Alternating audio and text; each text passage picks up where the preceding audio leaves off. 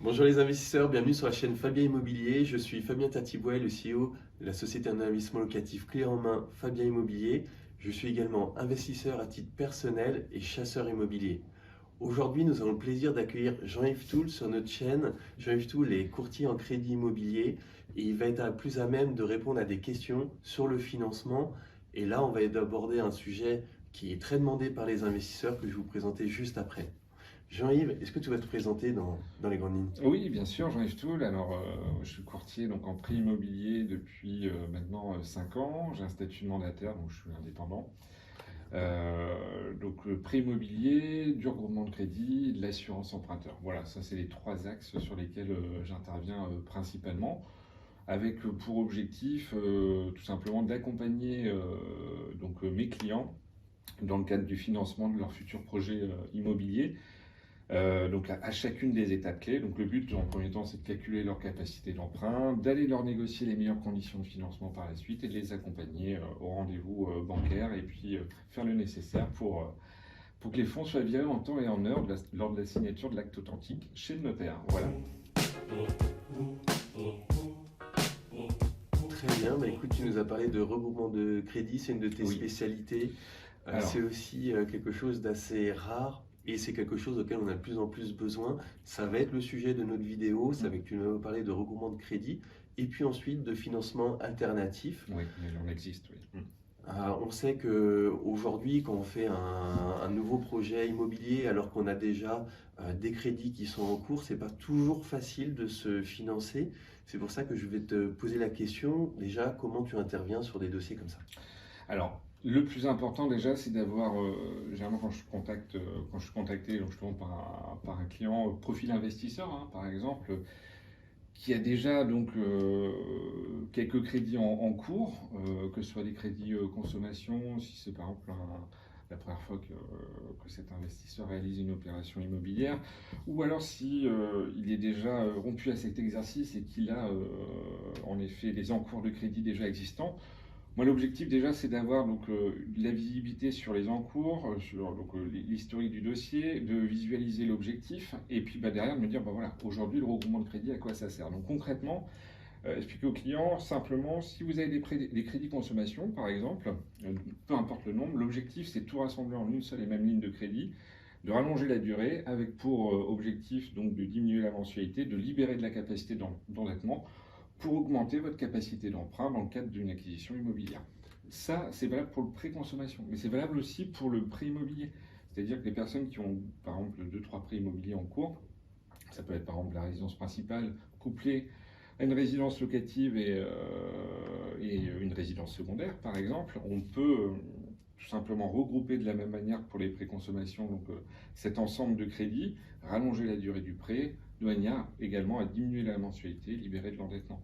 Attention toutefois, lorsqu'on part sur la partie immobilière, entre guillemets, si on fait du regroupement en prêt immobilier, il y a un critère supplémentaire qui vient s'ajouter, c'est le ratio hypothécaire. C'est-à-dire que dans l'analyse bancaire, généralement on travaille avec des filiales de banque à ce niveau-là, ils vont regarder finalement si l'encours des crédits à reprendre n'est pas trop élevé par rapport à la valeur des biens réels estimés. Voilà.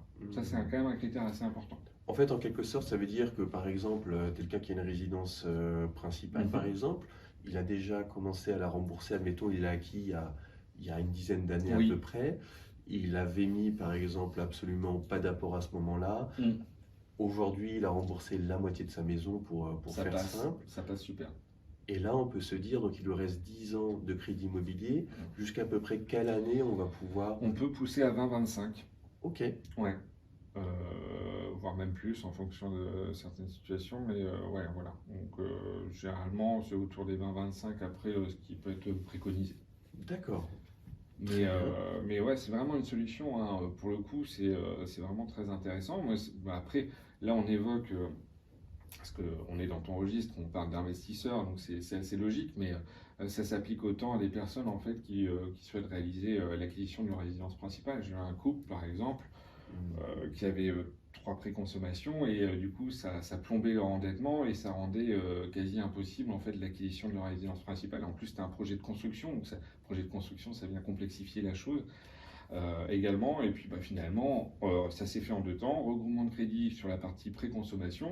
On a libéré l'endettement et on a réussi derrière à finaliser du coup le dossier de financement. Donc ça, c'est super. Là, on ajoute vraiment une grosse plus-value, en fait, si tu veux, Fabien, à ce niveau-là.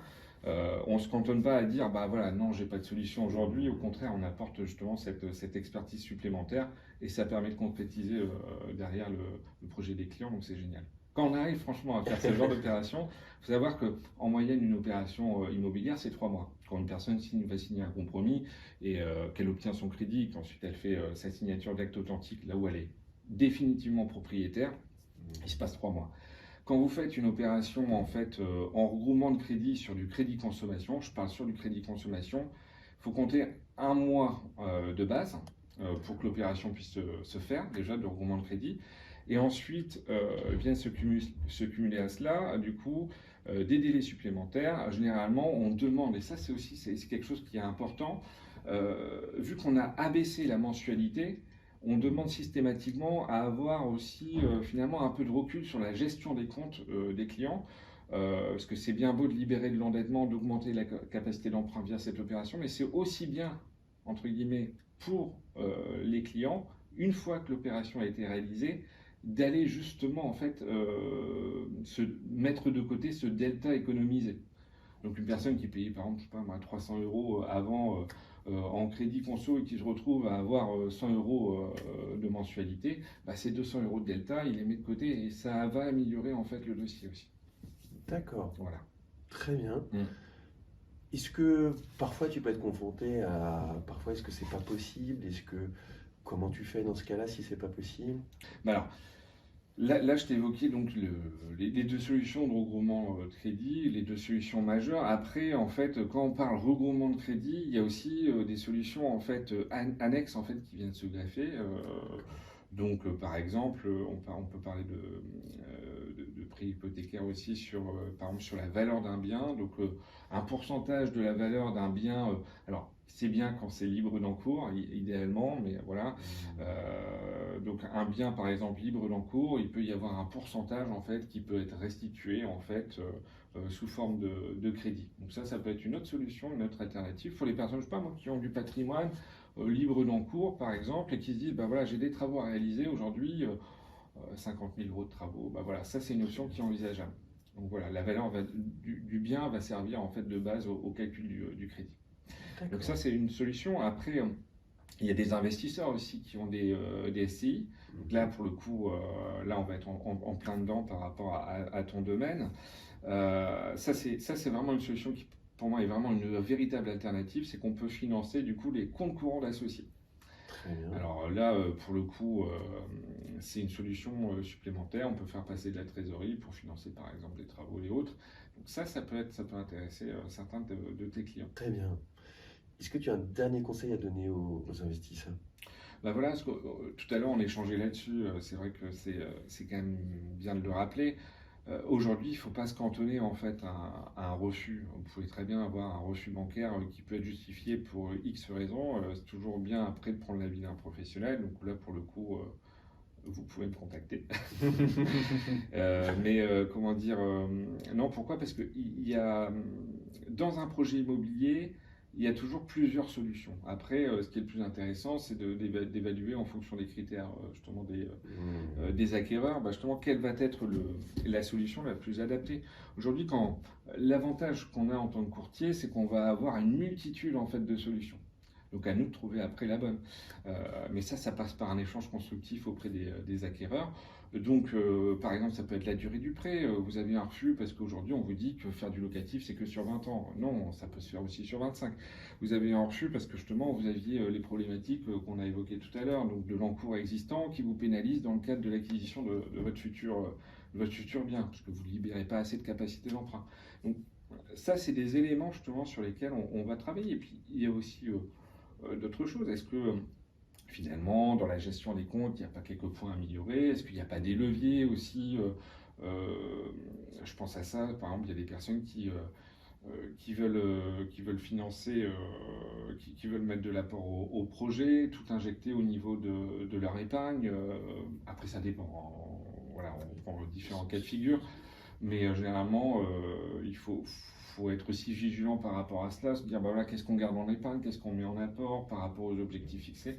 Et ça peut pencher comment dire, la balance d'un côté ou d'un autre en fonction de la banque, quoi. Donc ça peut amener des refus et donc je peux être là pour pallier à cela. Très bien. Eh ben Jean-Yves, je te remercie beaucoup pour ton intervention et puis pour ton Mais je retour t'en sur ton prie, je t'en prie, expertise. je t'en prie. N'hésitez, si vous avez aimé cette vidéo, abonnez-vous à notre chaîne YouTube. Vous pouvez également vous abonner sur nos réseaux sociaux. Chaque jour, nous publions du contenu qui va vous aider à investir dans l'immobilier. Enfin, vous allez retrouver tous nos liens en description, donc nos liens de nos sociétés. Si vous avez un projet, donc vous avez besoin d'un crédit immobilier ou vous avez besoin d'investir dans l'immobilier, contactez-nous, on est là pour y répondre. Et si par rapport à cette vidéo, vous avez des questions, posez-les en commentaire, on se fera un plaisir de répondre à toutes vos questions. Je vous souhaite une bonne journée, à bientôt.